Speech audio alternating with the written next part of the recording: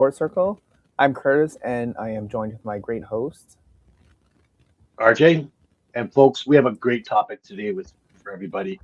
Curtis, how many parents do you know out there do you think are pulling their hair right now just because their kids just don't care about school anymore? Oh man, probably half our listeners just nod their heads, so hard they probably got whiplash. You know what I'm saying? This is such a common Hmm. struggle, and honestly, I've been there. My daughter went from loving school to suddenly acting like it was a medieval torture. Yeah, right. And here's the thing, it's not just about the grades, right? It's about that spark, that curiosity. When you see your kids who used to get excited about learning projects now barely turning in homework, right? It hurts. Yeah, it really does. So today we're going to dive in deep into this. We've got strategies, real examples, and hopefully by the end of this episode, you'll be able to have some tools they can actually use. Yeah. Not just theory, but stuff that actually works. Yeah, that's right, RJ. So let's start here. Why do kids lose interest in school in the first place? That's the first question. Oh, yeah, there's so many reasons, right? And that's actually the first things parents need to understand. It's rarely just my kid is lazy. There's almost always something deeper going on. Well, why don't you break it down for us then, RJ? All right. So it could be academic struggles, like the kid is actually lost and doesn't know how to ask for help, right? Or it could be something social, like bullying or friend drama, or feeling like they don't fit in. Sometimes it's learning differences that haven't been diagnosed yet. And then sometimes they're just bored being enough or isn't connecting to anything that truly matters to them. Yeah, it's sometimes it's anxiety. It could even be a depression thing too, right? Especially with kids using their phones and stuff a lot more, Exactly. so it's not as exciting for them, right? Yep. In today's world, that's something we got to consider, right? I've got a perfect example of this, though. I know a girl, Emma, 12 years old at the time, straight A's student her whole life. Seventh grade hits, and suddenly her grades tank, right? She's withdrawn, doesn't even want to talk about school. Oh wow, what happened? Well, it turns out she was struggling with algebra, but was too embarrassed to ask for help. The anxiety just snowballed. Once her parents figured out what the true problem was, they got her a tutor, worked on the anxiety piece, and boom, she was back. Oh, see, that's what I mean. It's detective work. You've got to figure out what the why is before you can actually fix it. Hmm. And here's where a lot of parents, myself included, by the way, make a lot of mistakes. Oh, please tell us, RJ. When grades start dropping, our instinct is to crack down, right? Crack the whip. More rules, more consequences, lectures about how education is important. Yeah, that's pretty classic. When I was your age, speech is always funny too, right? Yeah, yeah, exactly. I used to say there's never a bad time for a good lecture, so, but, I learned the hard way that what research actually shows is that connection has to come before correction, right? Your kid needs to feel understood before they'll open up to change. That's right. So, what should parents do instead? You think? Well, have a judgment-free conversation. And back to what you said earlier, the kids have to know um, why you want them to change before you can change what. You know what I mean? They have to know Yep. that you care. And then I mean truly a judgment-free conversation. Ask open-ended questions like, what's school like for you right now? Or what's the hardest part of your day? Right? And then this is the crucial part. Just listen. Don't immediately jump in with solutions. Yeah, sometimes that can be hard, right? Because as parents, we just want to fix things for our kids and just jump in there and try to do the right thing for them. But sometimes you just let them Yeah, but relax, let them do it. Yeah.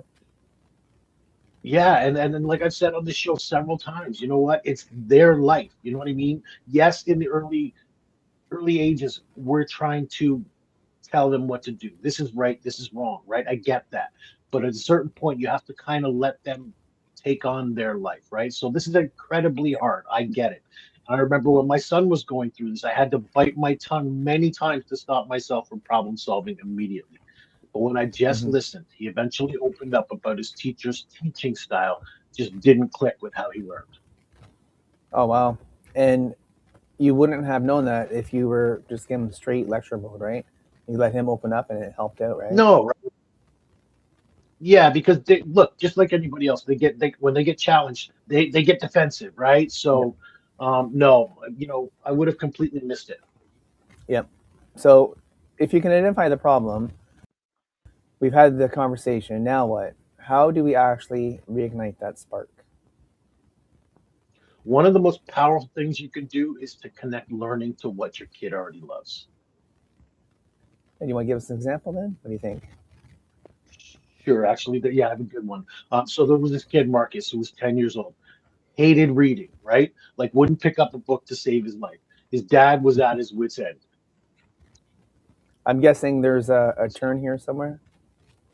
Yeah, so there is actually. The dad discovered Marcus was obsessed with space exploration. So they started reading Hmm. books about astronauts, watching documentaries, visiting the planetarium. And guess what? Marcus started reading because of his interest was petite.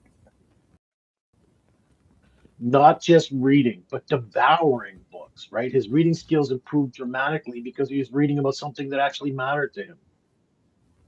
Yep, that's what I like about reading too. Something I'm like bored about, I won't bother with much. But if I find it something really interesting, it's amazing. Like you'll just rip through the book, no problem. So you're making learning Mhm. relevant then, right? Absolutely. Find what your kids actually love to do, right? Does your kid love video games? Talk about how game designers use math coding, storytelling. Yep. Is your daughter obsessed with animals? Show how veterinarians need biology and chemistry. Does your son Yep. love building things? Connect it to engineering or physics. Yeah, These will get your absolutely. kid. Yeah, yeah, for sure, Jay. If you're, it's about showing them that school isn't just abstract thing; it's connected to their real interest and their future dreams, right? Oh, as Admiral Lugosi says, bam. Yeah, I like that cooking show. It's good. All right, so we need to talk about the elephant in the room, the daily battle that happens in households across the country. Hmm. Homework. Yeah, homework. How do you make that less painful? Okay, I got some strategies on that one. First, create a consistent, constant routine, right? Same Yep, time, same place, every day. The brain loves predictability. yep, that's right.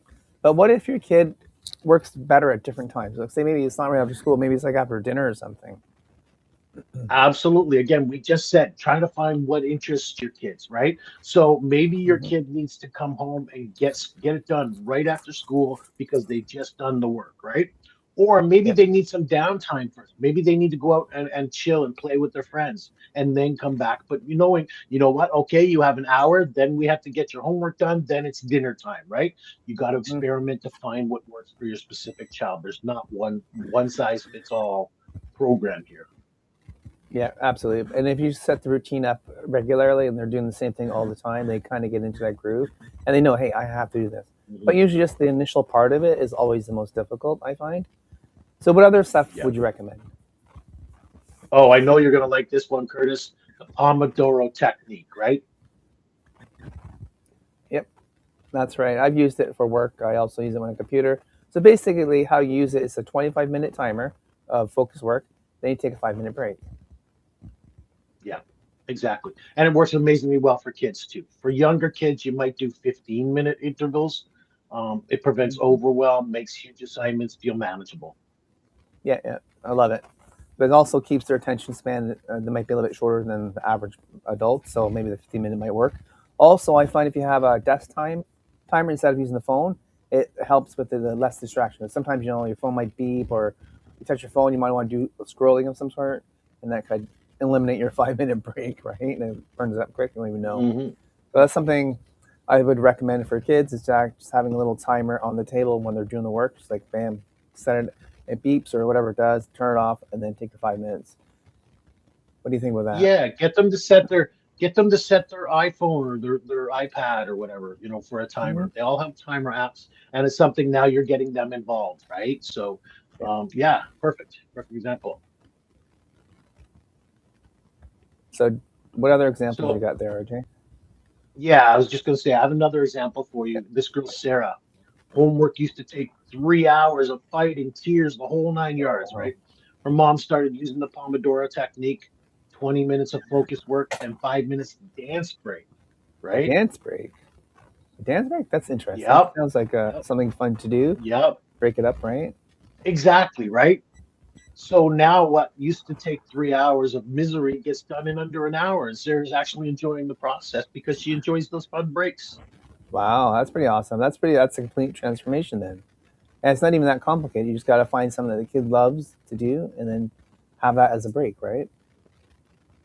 That's exactly what I love about these strategies, right? That's not rocket science. No, They're just the same approaches or smart approaches that work with kids and how their brains actually function. You're catering to what they love to do.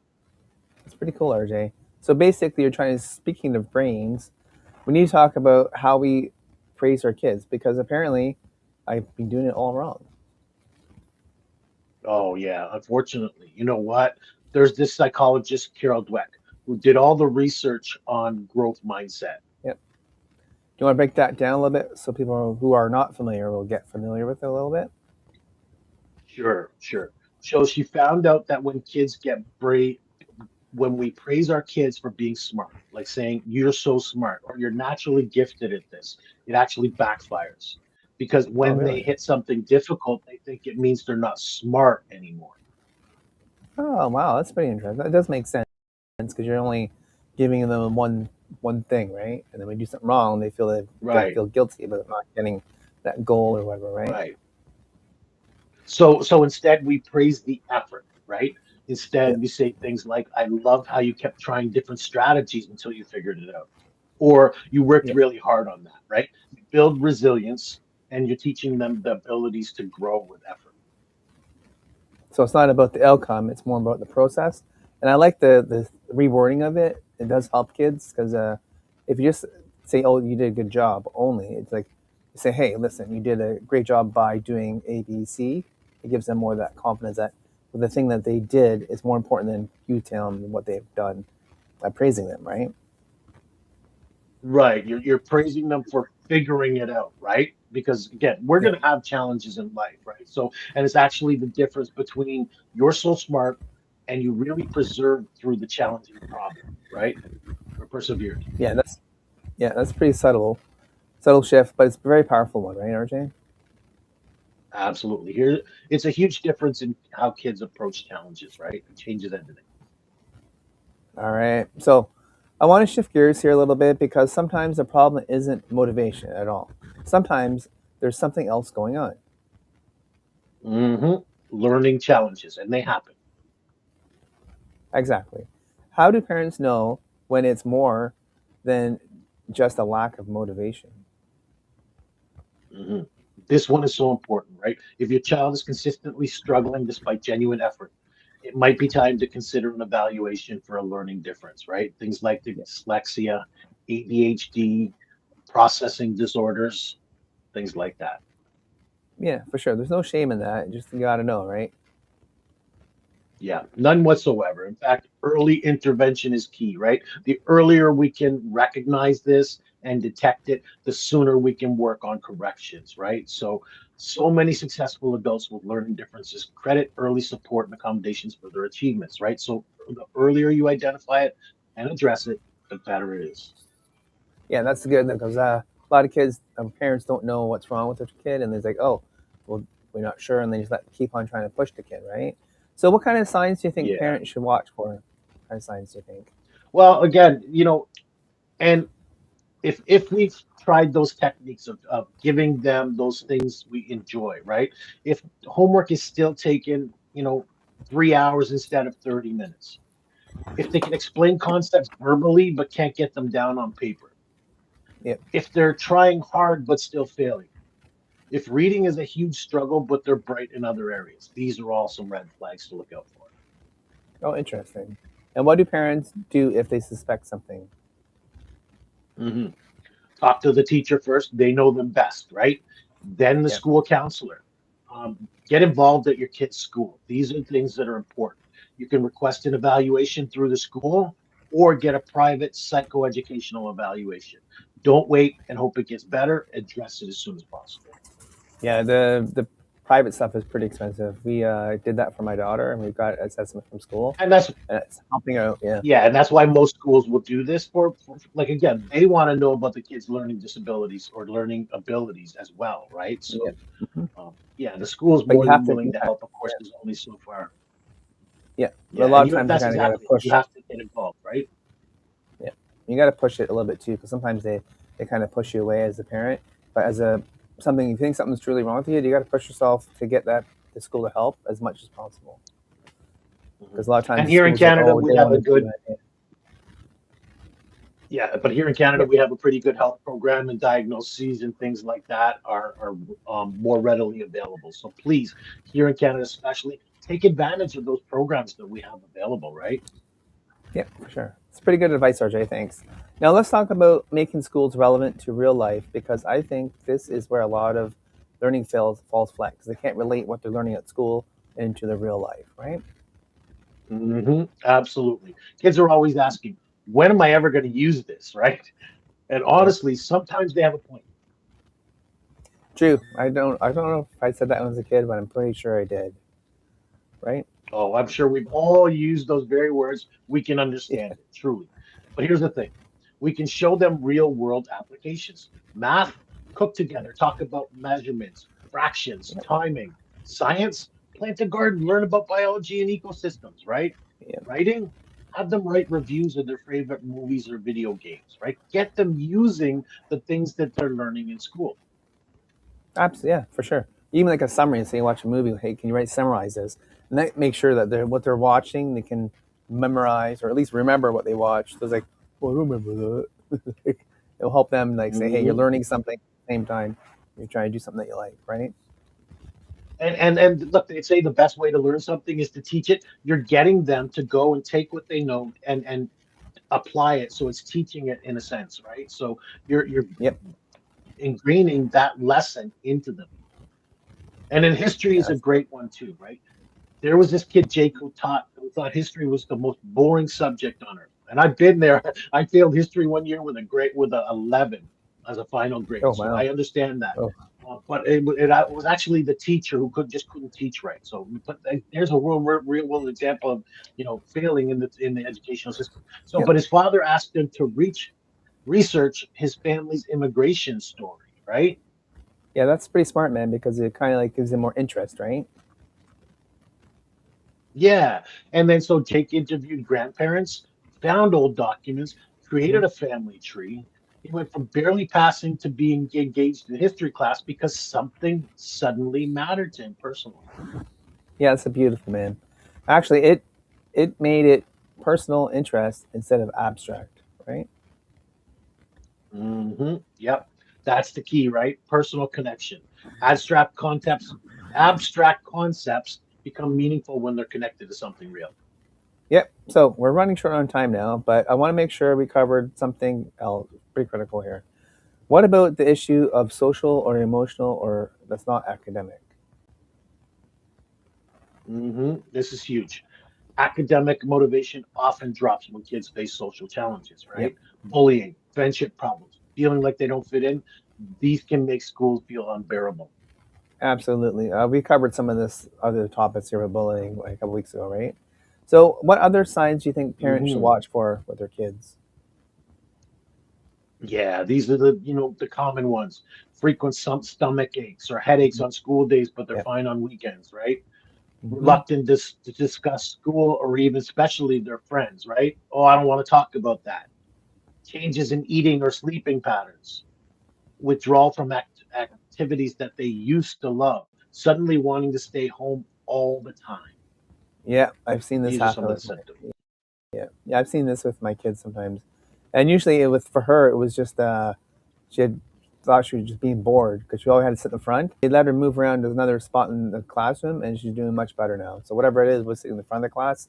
Maybe she felt embarrassed or whatever, but yeah, she's come around now. The teacher and them because we addressed the problem, and we asked the teacher and the principal some coping strategies for her, and they they're helping her out. It's great.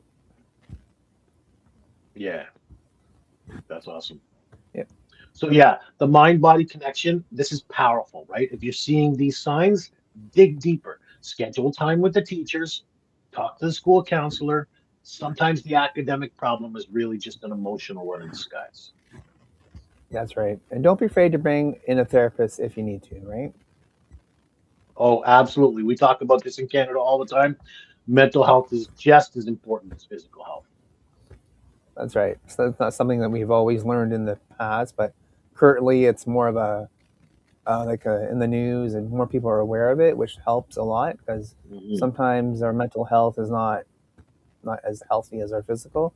And Yeah. so what kind of support do you think people could get for that? Yeah. So again, this is important to get, right? Teachers want your child to succeed just as much as you do. You need to approach them as allies, not adversaries, right? Get your teachers involved, get the counselors involved, get involved in the school. Yeah. So what would you say the right approach would be, RJ? Yeah, this one's important. Instead of going in with the accusation or complaints, try something like, I've noticed my son seems stressed about math at home. What are you seeing in the classroom? How can we work together to help him, right? This creates that team approach. Awesome. Yeah, collaboration instead of confrontation, which makes it a lot easier for everybody to get the solution, right? Absolutely. And again, another great example of this, I know this kid, Nathan, whose engagement completely plummeted, right? His parents and teachers Hmm. created a weekly check in system. The teacher sent home a brief Friday update, and Nathan earned small privileges based on effort, not grades, but effort.